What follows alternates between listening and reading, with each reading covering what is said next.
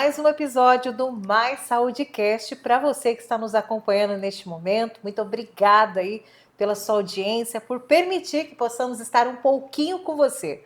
Mas antes eu quero agradecer aos patrocinadores desse projeto tão grandioso, de extrema importância, Cepapilar e Examina Diagnósticos. Hoje nós vamos falar um pouco sobre a saúde dos idosos. E os nossos convidados de hoje para conversar com você é a doutora Gláucia Dell'Acqua Crepaldi, médica formada desde 2017, com atuação em clínica médica, especialista em geriatria e medicina paliativa, focada na saúde da pessoa idosa. E ao meu lado direito está o Dr. Alessandro Jacinto, médico geriatra, docente do curso de medicina, idealizador do projeto Grupo para Cuidadores e Familiares de Idosos Portadores de Demência. Você já deu para perceber hoje que a nossa conversa vai render, vai ser um bate-papo muito enriquecedor. Sejam bem-vindos, doutora Gláucia, obrigado por estar conosco. Um prazer estar aqui, obrigada pelo convite. Doutor Alessandro, mais uma vez, obrigado por estar conosco. Um prazer enorme estar aqui, muito obrigado. Nós ficamos felizes e olha só, como eu disse e repito, vamos falar agora um pouquinho sobre a saúde dos idosos, que é algo tão importante que merece uma atenção. E nada melhor que a doutora Gláucia, como o doutor Alessandro Jacinto, para falar sobre isso. Doutores, muitos veem o envelhecimento como um sinônimo ali de fragilidade, o que é mito e que realmente é a realidade. Boa pergunta, muito boa pergunta, né? A gente está em 2025, certo. Então muita coisa mudou, né? Se você fizesse essa pergunta em 1980, quando a expectativa de vida do brasileiro era não chegava a 60 anos, na verdade, né? Então, com certeza, muita coisa relacionada a essa faixa etária seria associada à fragilidade, né? Hoje eu costumo dizer, né, Glaucia, na sua prática você sabe disso, né, que quando alguém chega e fala, olha, eu tenho 73 anos, a gente né, não causa nada, porque 73 anos hoje em dia é absolutamente não só comum, né, porque a nossa população envelheceu, a expectativa de vida aumentou muito, né, mas as pessoas estão muito ativas, elas estão se muito exercitando, ativas, trabalhando, sim, doutor, né, trabalhando, se exercitando. Então, dizer que ser idoso é ser frágil é algo muito específico, né?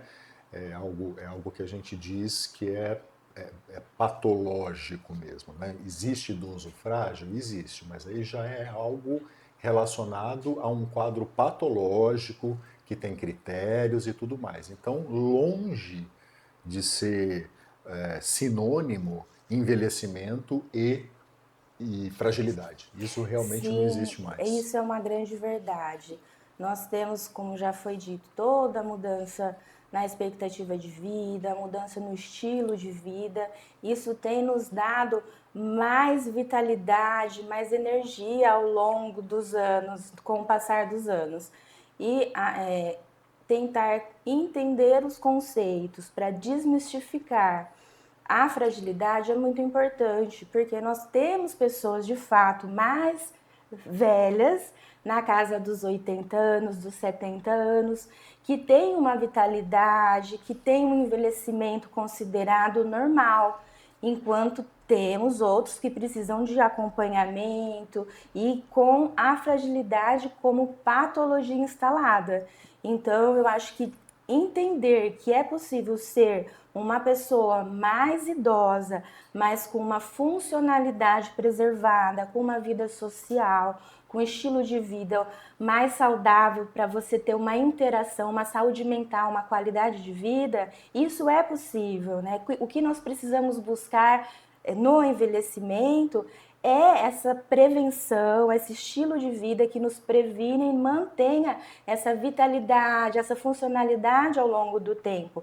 E quando tivermos a fragilidade vindo aí se manifestar, que ela seja diagnosticada, que ela seja tratada por um profissional sério, competente, porque a prevenção e o tratamento multidisciplinar dessas complicações podem ajudar muito, né? O idoso que ele está indo para um caminho de fragilidade, às vezes a gente consegue ajudar nesse processo, que é um processo. Com certeza. A gente ouve muitas pessoas falar, chegou uma certa idade, vai começar a aparecer as dores, as doenças, tem que aceitar. Não é bem assim, né, doutor? Tem muitos meios, a medicina avançou demais, né? É verdade. Essa questão de aceitar é muito relativa hoje em dia, né? É óbvio, né, que chegar aos 85, 90 anos e não ter absolutamente nenhuma dor é algo menos esperado, né? Uma Sim, dorzinha ou vai outra ter, né, a doutor? gente tem, Com né? certeza, já A faz gente parte da idade, tem, A né? gente é tem. Mas a verdade. questão é não fazer disso algo limitador, né? É você não perder a sua funcionalidade por causa disso. E hoje você tem um aparato de coisas a serem feitas, não só de forma medicamentosa, mas não medicamentosa, né? E a questão não medicamentosa é mais importante do que a medicamentosa, né? Perfeito. Enquanto, né, se as pessoas aderissem a essa questão não farmacológica, atividade física, atividade Sim, mental, socialização e etc., a gente conseguiria diminuir o número de medicações que elas tomam de forma expressiva, né? eu É verdade. acredito. Doutor Alessandro pode até me ajudar a reforçar essa ideia, que os estudos mostram que a atividade física é o fator que tem mais impacto para diminuir as chances, os riscos, na verdade, de você desenvolver a fragilidade ao longo Sim, da vida. Então, o maior impacto é um tratamento não farmacológico, não exatamente. medicamentoso. Então, E às vezes não confundir também essa questão a gente chama de fenótipo da fragilidade, né? Algumas vezes a gente vê uma pessoa idosa na rua e só porque ela é magrinha, né? Você fala, ah, que frágil que ela é, e ela não é frágil. Não é assim que a gente faz diagnóstico de fragilidade, né? Para você fazer diagnóstico de fragilidade, você tem critérios, né? Então a pessoa precisa se sentir cansada, ela tem que ter realmente uma perda de força muscular objetiva, ela tem que ter um emagrecimento e etc, né? Então, não confundir o fenótipo, né? Fragilidade só porque o idoso é Sim, pequenininho, magrinho, porque tem idoso pequenininho, magrinho que é muito forte, com certeza. Tem uma né? resistência. Que tem uma resistência enorme. E tem idosos mais gordinhos, por exemplo, que não tem força nenhuma, né? Então a gente exatamente. tem que ter uma avaliação de um profissional para dizer se essa pessoa realmente tem uma fragilidade ou não, né? Sim, se enquadram nos critérios da fragilidade, e isso tem uma importância muito profunda, porque pode contraindicar tratamentos muito agressivos, em que há riscos decorrentes que é da própria fragilidade do que do tratamento de alguma doença, um tratamento mais agressivo. Exato. Então, identificar os critérios diagnósticos nessa população pode evitar tratamentos agressivos que venham a prejudicar mais a pessoa, né? Uhum. Então, às vezes, é exatamente isso. Né? Num senso comum, a gente olha um idoso, às vezes ele é mais emagrecido, é mais lentificado, mas será que ele tem essa síndrome da fragilidade instalada? Será que ele se enquadra nos critérios de perda ponderal, de exaustão, de fraqueza muscular e entre outros? Então isso é importante. Esse idoso ele precisa ser identificado, porque isso vai determinar outras escolhas ao longo de Sim. tratamento de outras doenças, Sim. como o câncer, por exemplo, né? Então, eu acho que é crucial isso que o doutor Alessandro trouxe para a discussão, é um ponto muito importante e profundo dentro do cuidado integral da pessoa idosa. Exato. Exatamente. Doutora Glaucia, aproveitando que a senhora já está com a palavra, doutora Glaucia, o que realmente significa cuidar de forma paliativa? Como isso impacta na vida de idosos e também de suas famílias. Como esse assunto está sendo falado hoje em dia, como tem relação com isso que nós estamos discutindo. O tratamento paliativo, como as pessoas falam, na verdade é uma abordagem em que você busca um tratamento que vai além de uma doença que a pessoa tem instalada, que você vai tentar procurar entender aquele processo de adoecimento daquela pessoa e buscar estratégias e meios para controlar os sintomas da doença, vendo aquela pessoa como um todo, junto com seus familiares.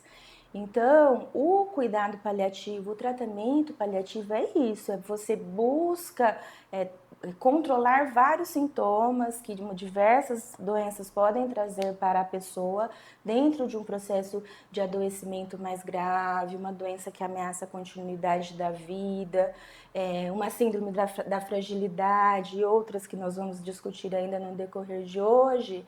Então, a gente usa o cuidado paliativo, esse entendimento de vida que o cuidado paliativo nos traz para controlar esses sintomas, para entender as pessoas, para conversar com os familiares e compreender todo o processo que está acontecendo ao longo do adoecimento dentro de alguma patologia mais grave. Sim. Muito bem. Agora é a vez do doutor Alessandro, né? Doutor Alessandro, cuidar de idosos com demência não é fácil. E muitas vezes a família se sente perdida. Nos responda, doutor, por que é tão importante apoiar esses cuidadores e familiares? Bom, um pouco de dado epidemiológico, né? Quem cuida de idosos e, consequentemente, de idosos com demência, que talvez seja a causa mais prevalente de dependência nessa população, né? São mulheres, filhas, né? Então, São elas que têm um olhar filhas, diferente. mulheres. Então, 90%, qualquer trabalho no mundo inteiro, né? Quem que cuida do idoso? São as filhas, mulheres, né? E tem toda uma questão cultural envolvida, que a mulher tem mais essa questão de cuidado que o homem e tudo mais. E o que acontece? Essas pessoas, bom, elas pertencem a várias classes sociais, né? E há vários cenários de você, por exemplo, não ter um cuidador em casa para cuidar desse idoso com demência, né? Primeiro, ele é dependente. Então, primeiro, ele até pode tomar só banho sozinho, pode comer sozinho, mas ele começa já a se confundir em casa, não toma remédio sozinho, já se perde um pouco dentro de casa, já não consegue mais dar volta no quarteirão porque se perde, enfim. E isso vai piorando até o ponto de não tomar mais banho sozinho e etc. E quem está cuidando? Essa filha mulher. Se essa filha mulher trabalha, como é que faz? Exato, doutor. Né? Ela tem que parar de trabalhar. Sim. Não é verdade? E se o salário dela é primordial naquela casa, naquele lar, quem é que vai suprir isso aí? Né? Nem sempre os outros irmãos estão dispostos a dividir essa questão. Ou se ela é filha única, por exemplo. Né? Então, essa pessoa adoece, literalmente. Né? Tem várias outras questões. E não há quem cuide delas, pelo menos não no Sistema Único de Saúde. Né? Essa ideia de cuidador veio quando eu era professor da Unesp, lá em Botucatu. Eu comecei a me interessar por esse assunto, aí eu orientei alguns alunos de mestrado e doutorado a respeito desse tema, né? E na Escola Paulista de Medicina, onde eu fui depois docente também, lá eles têm, talvez hoje tenha outro, parece que no Hospital das Clínicas em São Paulo tem também, mas lá na Escola Paulista, no Hospital São Paulo, eles foram pioneiros em ter um ambulatório para cuidadores. Então eles tinham um ambulatório de sexta-feira de manhã que só cuidava de cuidadores de idosos. Que olhar E diferente. de forma multidisciplinar. Médico, psicólogo, fisioterapeuta, nutricionista, né? Só que como tudo no nosso sistema de saúde público, principalmente, né, você tem um número limitado de vagas, né? Então, o interessante seria expandir isso aí. E aqui em Adamantina, já que isso não foi possível ainda, a gente ter um tipo de ambulatório como esse, mas a gente espera ter um dia, né, Glaucia? Conto com você. Veio essa ideia do grupo de cuidadores de idosos com demência, né? Que é um grupo que se reúne toda última quarta-feira do mês, lá na FAI, é uma parceria da Pró-Reitoria de Extensão da FAI e da Prefeitura de Adamantina, e tem sido um sucesso, né? Assim, a gente chama um profissional para falar de algum tema relacionado ao cuidar do idoso com demência e depois acontece lá uma terapia em grupo, na verdade, né? Os cuidadores expressam suas angústias e Tem lá o dividem momento deles tem o momento também. deles e tudo mais. E Né? dúvidas, né? As pessoas, esses cuidadores, eles também precisam ser orientados, Sim, precisam ser motivados a esse Sim. trabalho diário que é desgastante.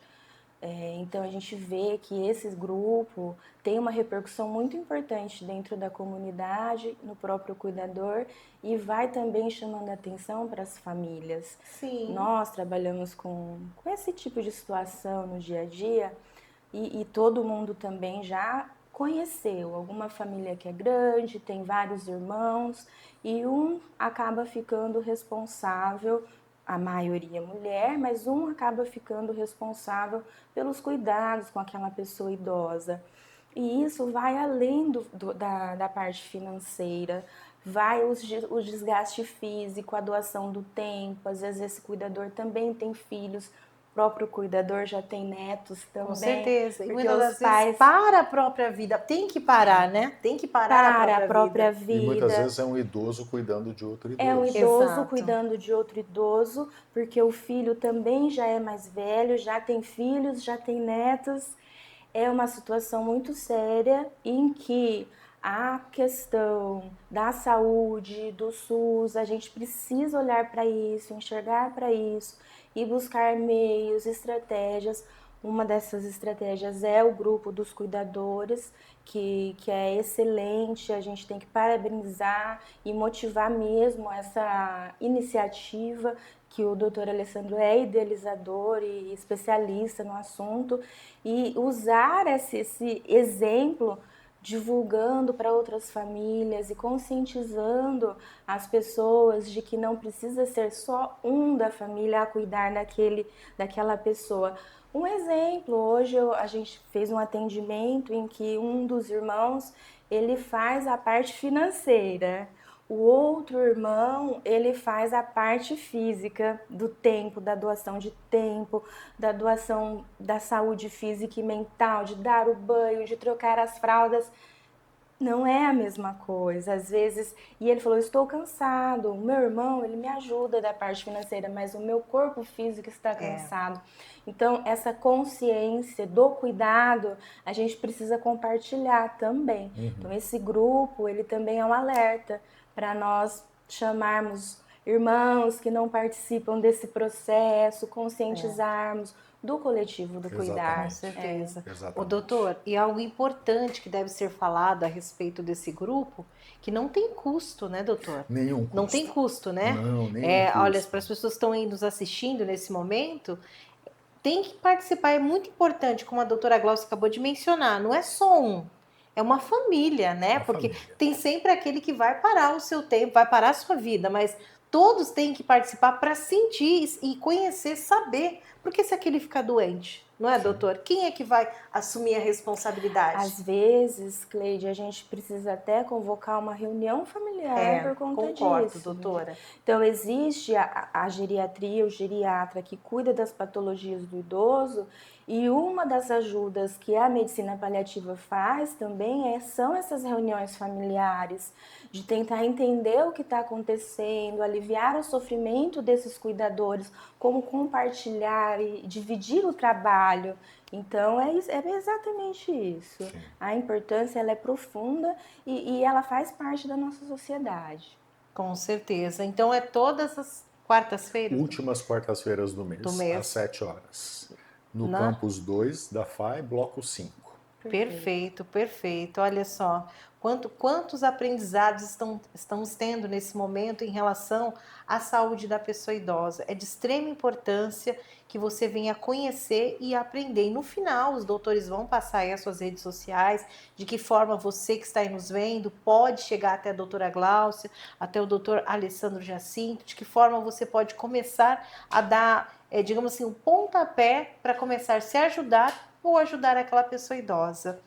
Retomando aqui, existe algum caso que tocou profundamente aí vocês e que mostra a importância de um cuidado humanizado com o idoso? Quem vai começar? Doutora Glaucia, doutora Alessandra? Gláucia. Eu até vou me conter nesse momento, porque quando eu começo a relembrar dos meus pacientes... Doutora, fica à vontade. É uma emoção muito grande. É um paciente que ele está caminhando para uma piora, caminhando, entendendo a sua finitude, e aquele olhar daquele paciente nesse momento, ele é tão grande, ele é tão profundo, que sempre quando o paciente entende a sua finitude, te olha entendendo isso, e você fala, eu estou aqui, isso é o que faz a gente chorar mesmo, isso faz a gente chorar. Então, essa questão de ajudar a pessoa a entender a sua finitude é o que me emociona, porque isso também nos ajuda a entender a nossa própria finitude, de levar uma vida que vale a pena, com propósito, e isso é o que emociona na nossa vida, né? Então, uma vez já fui falar de paciente, começo a chorar, então, assim, todos eles me trazem sempre algum aprendizado muito, muito importante. Muito Na bom. vida. Doutor Alessandro? Acho que são vários. Eu estava tentando pensar em um específico. Né? Difícil, né, doutor? Específico é muito difícil, né? Mas eu acho que por essa questão de eu ter falado que a maioria dos cuidadores é feita de um grupo de mulheres, né? Eu acho que há um pouco tempo me emocionou um filho, homem, jovem, né? Que a mãe morreu e o pai ficou debilitado. Nem era uma demência, mas eram outras questões físicas, né? E o carinho com que ele cuidou, assim, eu falei, olha, que coisa, né? Sim. São estigmas que a gente tem também muitas vezes, né? Que o filho homem não vai cuidar, ele só vai querer ver a questão financeira, né? E eu vi que existe essa possibilidade também, né? Desde que você, enfim, converse, oriente também. Então me veio esse caso à cabeça. Muito bacana, interessante. Cada um tem a sua experiência. É uma das, né? Entre muitos anos aí que a profissão traz, é uma das experiências dos doutores. É surpreendente. É uma surpresa a cada... da onde você não espera que venha um apoio nesse exemplo. É surpreendente. Muito bem. E se hoje os doutores pudessem revelar aí um único segredo para envelhecer bem, qual seria esse segredo? Que é algo que não vai fugir. Todos nós vai chegar a isso, né? Então não tem como fugir.